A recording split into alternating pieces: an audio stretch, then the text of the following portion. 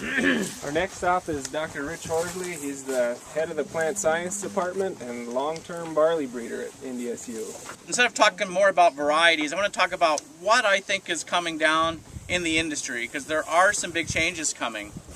When I started at NDSU, it was 25 years ago, and I look at the age of most of you, you probably never knew the years we actually grew 3 million acres of barley in North Dakota quite a few years ago. And changes in the farm bill over the years and so forth, we've seen barley where it is now about 600 to 700,000 acres. But if you go back that 25 years ago, the beer that people were drinking was predominantly the major brands you see now. But those beers were almost made completely with 6-row barley. They would have been anywhere from 15% to 50% corn or rice or corn syrup, but the barley malt that was used in there was all from 6-row barley. So why do they use 6-row barley? Well, when you make malt, what you're doing is you're soaking that barley, you're germinating it for 4 days, and then you're drying it, but you're producing enzymes.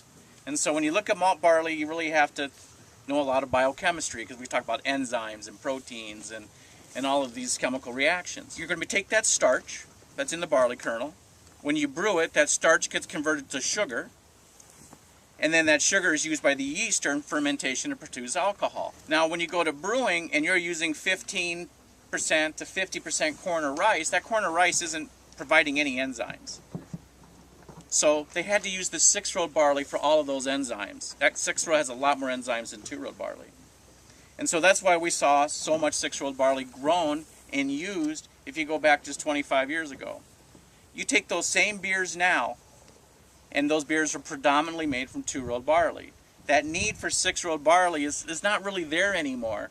Through improvements in plant breeding, we've increased the enzyme levels in 2-row to those approaching the 6-row barleys. And then the breweries have gotten much more efficient in their brewing processes and technologies. They don't need all that 6-row malt. They want to go use 2-row. If you're a farmer, you're thinking yield per acre, bushel per acre. That's your economic consideration.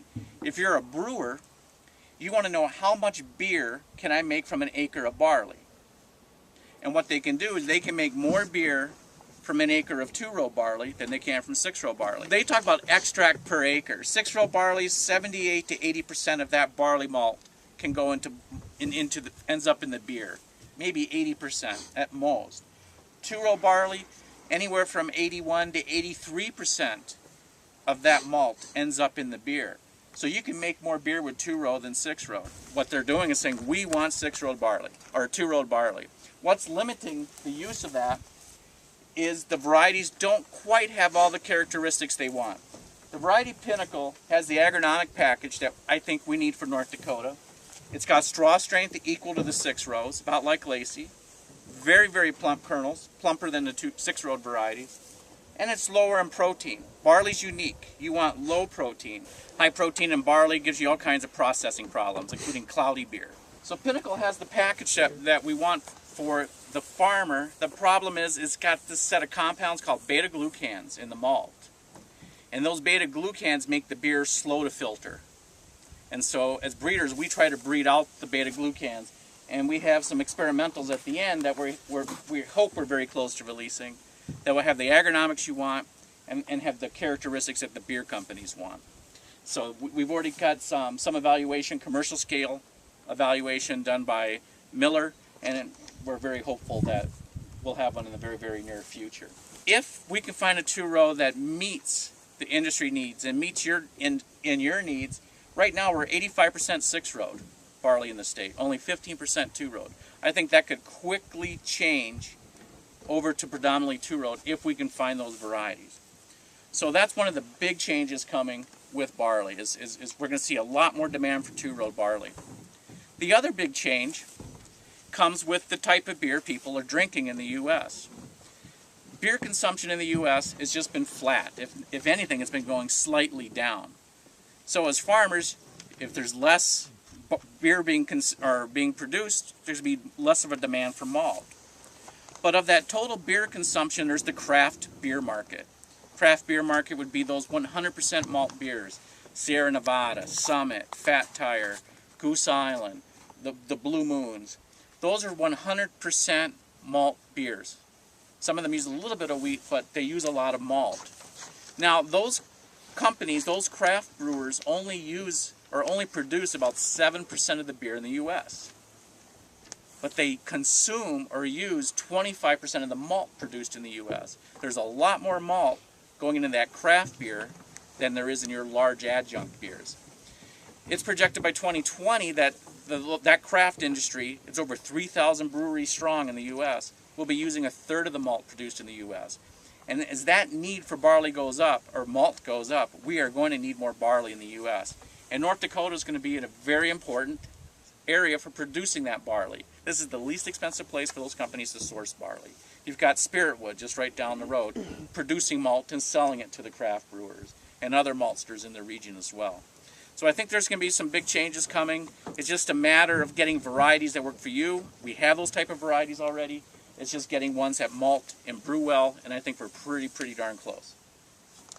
If you're looking for a variety to grow, the first question you should ask your buyer is, what are you buying? What varieties are you buying? Barley is purchased by variety. It's segregated by variety. It's very unique of a crop. There's only 4 crops I can think of. Barley, hops, potatoes, and maybe coffee are segregated by variety. That's done because the brewers specify what percentage of each variety goes into their beer blends. A beer is a recipe of different varieties at specific amounts. Right now on the 6th row, they're contracting mostly Lacey and Tradition. Very similar in agronomics, similar in yield, plumps, kernel plumpness, protein, and straw strength. Agronomically very similar, except Lacey's preferred by Miller Coors, Tradition being preferred by Anheuser-Busch InBev. A couple new varieties, Celebration, Innovation, both from Anheuser-Busch. Higher yield potential than Tradition or Lacey. Celebration's a little bit high in protein, so you got to just watch it, but a very good yield potential. And Innovation agronomically looks very promising. Good straw, high yield potential, and good plumps in protein. On the 2-row side, the only variety we've seen contracted in this part of the state in any amount is Pinnacle. And I've talked about that. It yields similar to Tradition, similar in straw strength as Lacey. The big advantage of Pinnacle is that it is lower in protein, about 1.5 to 2 points lower in protein than Tradition. Some of the other varieties, AC Metcalf, Conrad, CDC Copeland, are contracted in other areas of the state. And from AC Metcalf and Copeland are from Canada. They're later, taller. They don't handle the heat too well. And then Conrad is from Anheuser-Busch, from the Intermountain areas. And again, it's not going to like those warm nighttime temperatures. So that's what I have on the barleys. I don't know if you have any questions. So one thing on the when we do get into these new varieties, the craft industries, well, that's one question I had in the last trailer. Are we going to need different varieties for the craft brewer versus Anheuser-Busch and Miller Coors? And they can use the same variety, but they're going to have different specs. The craft brewer is going to want protein at most 11.5. They want that 11.5 to 10% protein, very, very low protein.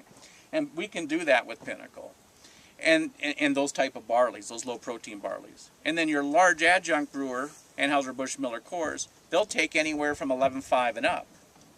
And so a variety like Pinnacle, we can see that going, or the new ones coming down, will fit both markets. They'll fit the craft market in those areas where there is low protein, and then you can be able to put more nitrogen on these varieties, still get more yield out of them, and then sell it off to the large commercial brewers. I don't think we'll be seeing separate varieties at first. We'll see those varieties going to both channels. Is that because they're cutting it when they're brewing then, or? What do you mean cutting it? Well, diluting it. That's a good question. Why doesn't the large adjunct brewer, they are diluting it with corn or rice, and that's really diluting the protein down. So that's exactly why.